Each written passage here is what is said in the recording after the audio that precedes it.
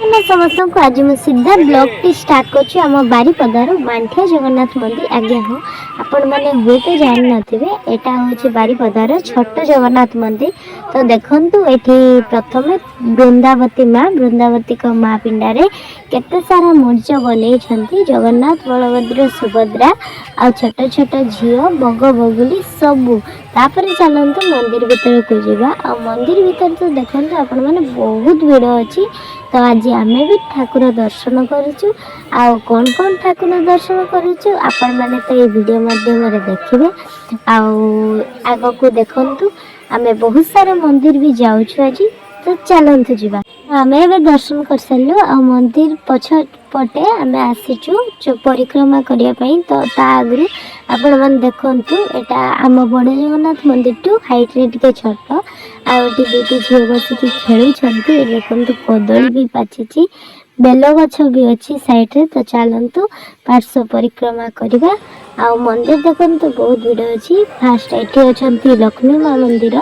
तो देखु लक्ष्मी माँ मंदिर ये पूजा भी सारी देखु ये अच्छी शिव मंदिर आठी देखु अला नवमी होता अला गछ। तो चलतु शिव मंदिर बहुत सारा लोक अच्छा से पुलिस आसी शिव मंदिर तार बोधे कौन पूजा होना कौन। तो आम भी शिव बाबा को देखी जल्दी पलि आसलु। तापर ये अच्छा हनुमान जय हनुमान। तो चलतु एवं जीवा मंदिर एटा कौन आपण मैंने कमेंट कहे। तो चलतु मंदिर परिक्रमा तो कर सारे एवं चलतु जा आग को ये कार्तिकेश्वर पूजा होता। आ तो देखो यहाँ हूँ आम बारिपदार हनुमान मंदिर। तो मुझे शॉर्ट ब्लॉग सब छाड़ी सारी आपण मैंने हुए तो देखी सारी आदि देखी ना जातु देखीदे। ये देखो आम बड़ देउल देखागला। तो चलतु जा बड़ देउल भीतर को आठी केमती कौन हो पूजा आउ केते भीड़ अच्छी। तो चलतु देखा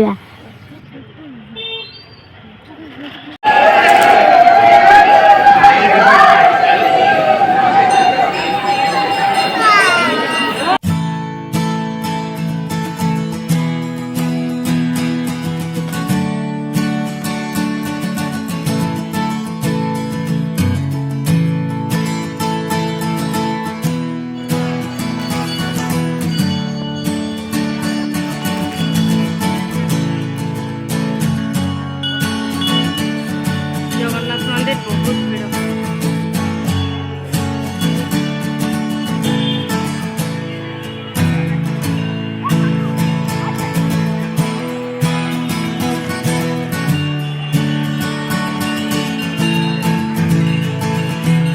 देखो आम बारिपदा जगन्नाथ मंदिर कि भीड़ मुझे आम दर्शन तो करके आसलु कि वीडियो करवा संभव नाला। तो देखते मुझे ठिया डंगा भी बाहर मंदिर में बहुत भीड़ था जमीक आपने देखिले से वीडियो बन पारे। तो ये घर को जावा तो कौन करवा। तो आज ये वीडियो भल लगी था लाइक कमेंट सब्सक्राइब करदे। तो रही देखा नुआ वीडियो बाय।